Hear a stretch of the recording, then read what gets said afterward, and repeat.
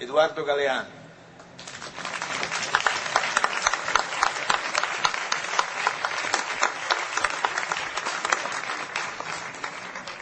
Hola, buenas noches a todos. Ante todo, estoy moralmente obligado a contestar algunas viles calumnias de Gianni Minà. En primer lugar, Las Venas Abiertas no fue escrita hace 40 años, 30 y un poquito. Y en segundo lugar, eso de que yo soy irónico y sarcástico no corresponde a la realidad. Yo simplemente cuento las cosas que veo, las cosas que escucho. Por ejemplo, el otro día yo escuché a un cocinero que reunió a las aves, a las gallinas, a los gansos, a los pavos y a los faisanes y a los patos. Y yo escuché lo que el boco les decía, lo que el cocinero les decía. Me pareció interesante y quería contarles lo que escuché. El cocinero les preguntaba con qué salsa querían ser comidas. Una de las aves, creo que era una humilde gallina, dijo: nosotras no queremos ser comidas de ninguna manera. Y el cocinero aclaró: eso está fuera de la cuestión. Me pareció interesante esa reunión porque es una metáfora del mundo. El mundo está organizado de tal manera que tenemos el derecho de elegir la salsa con la que seremos comidos. Dicen que es un mundo democrático, pero yo me pregunto hasta qué punto es democrático un mundo donde la soberanía se ha convertido, la soberanía de los países se ha convertido en un objeto de museo. Por ejemplo, por citar ejemplos concretos que me parece útil aportar, el organismo que gobierna a los gobiernos en el mundo de hoy, el Fondo Monetario Internacional, está dirigido por 5 países y da las órdenes a casi todos los países del mundo, salvo los países que dan las órdenes. Claro, que pueden ser sádicos pero no masoquistas. Possono essere sì sadici, ma certamente non masochisti. El Banco Mundial es más democrático y hay que reconocerlo y dejar constancia aquí de esa gran diferencia. El Fondo Monetario está dirigido por 5 países y el Banco Mundial por 8. Después tenemos la Organización Mundial de Comercio, en cuyos estatutos se establece que las decisiones se tomarán por voto democrático. Nunca se votó en la Organización Mundial de Comercio. Nell'Organizzazione Mondiale del Commercio Nunca. non si è mai votato. Ni una sola vez. Se utiliza el principio stalinista de la aclamación. Las resoluciones se toman por aclamación. Votó el organismo anterior, que se llamaba GATT, votó una vez. No fue una buena experiencia, no se repitió.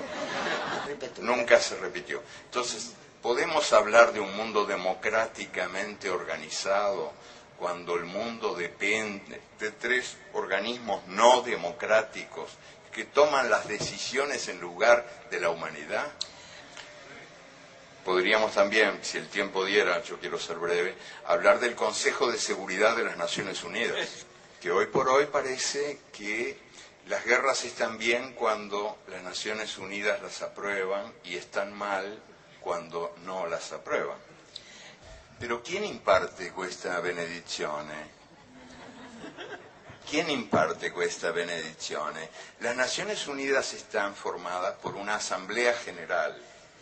Ahí estamos todos los países, todas las voces, incluso la de este señor que también quiere participar. Tutte le voci. Ma è simbólica. La Asamblea General es simbólica. Formula recomendaciones. No toma decisiones.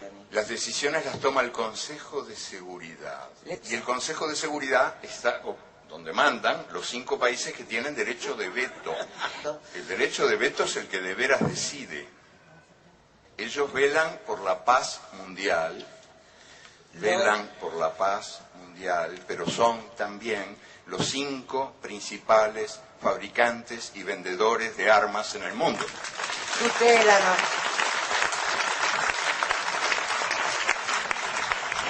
Claro, Estados Unidos, Inglaterra, Francia, Rusia y China. Los 5 principales fabricantes de armas en el mundo son los que tienen a su cargo nuestra paz. Así nos va. Claro, o sea, hacen el negocio de la guerra, pero venden la paz también. ¿Dónde? ¿Cómo? A través, soprattutto, sobre todo, de los grandes medios de comunicación, que reproduce el sistema de poder en el mundo y que toman examen de democracia a cada país. Son grandes medios de comunicación que confunden la libertad de expresión con la libertad de presión y que han sido definidos con mano maestra por algún anónimo que en un muro escribió: nos mean y los diarios dicen llueve. El caso más claro, más escandaloso de manipulación de la opinión pública mundial es hoy por hoy el caso de Venezuela. En el teatro, en el gran teatro del bien y del mal, hay una distribución de funciones entre los ángeles y los demonios. Y Hugo Chávez es uno de los principales demonios. Es un dictador desde el punto de vista de las fábricas de la opinión pública mundial. Hugo Chávez es un dictador, es un extraño dictador, sin embargo. Ganó 8 elecciones en 5 años y ahora, recientemente, en el referéndum, fue el primer presidente en la historia de la humanidad que puso su cargo a disposición de la gente. Y ganó 6-4, 60% contra 40%, en unas elecciones a las que yo asistí como observador. Sí, puedo dar testimonio de que fueron elecciones transparentes, donde por primera vez se logró evitar que votaran los muertos, que en Venezuela tenían la mala costumbre de votar, que es una mala hábito, una negativa hábito, ¿no? Y también se logró evitar que cada persona votara varias veces, por el mal de Parkinson, que mucha gente ponía muchas veces votos en las urnas, ¿no? La misma persona. Entonces Venezuela es un país extraño donde ocurre esto y al mismo tiempo uno asiste a las denuncias por la falta de libertad de expresión. Uno enciende la televisión y en la pantalla de la televisión hay un señor que dice: aquí no hay libertad de expresión. Y uno enciende la radio y en la radio hay una voz que clama: aquí no hay libertad de expresión. Y uno abre el diario y hay un título enorme que dice en el diario: aquí no hay libertad de expresión. Hubo un solo medio de comunicación clausurado en Venezuela en los últimos 5 años, el Canal 8 de televisión. El Canale 8 de la televisión. Pero no fue clausurado por Chávez, sino por estos demócratas que tomaron el poder a través de un golpe de Estado durante 48 horas. Y en esas 48 horas cerraron todo. Cerraron le 48 horas hanno chiuso tutto. Cerraron la Asamblea General, anularon la Constitución. O sea, extraña dictadura y extraños demócratas, ¿no? Sí. Sí, yo creo que hay ahí un divorcio ejemplar.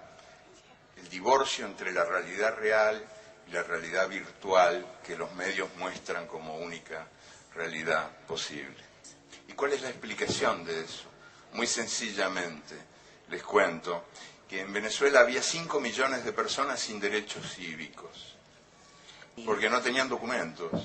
Y los hijos no podían ir a las escuelas porque no tenían partida de nacimiento. Eso es lo que Chávez está cambiando, porque en pleno paraíso petrolero, en lo que se llama la Venezuela saudí, había 1,5 millones de analfabetos, que ahora se están alfabetizando. Y esto explica la furia de los grandes medios llamados de comunicación que incomunican a la gente. Sí, de comunicación incomunicante. Y también explica